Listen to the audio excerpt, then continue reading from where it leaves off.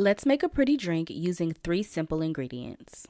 So I'm going to begin with this flower-shaped silicone mold. Feel free to use an ice mold of your choice, but I'm going to fill the bottom of that with some edible glitter. Please make sure to use glitter that's specifically created for food. But I'm going to fill those molds with water, and then I place them in the freezer for about 4 hours or until the water is solid. Now on to the real star of the show. These Mission Craft cocktails makes it super easy to enjoy your favorite signature cocktail from the comforts of your own home without having to play bartender. Literally all you need is your favorite glass, some fancy ice cubes, and you just pour. So here's what my ice cubes look like once I remove them from the freezer. They came out super cute. So I decided to go with the Manhattan, and I was super impressed with the quality of these Mission Craft cocktails. It literally made me feel like I was having a nice drink with premium liquor at an upscale bar. And I can't forget to mention that they were super boozy.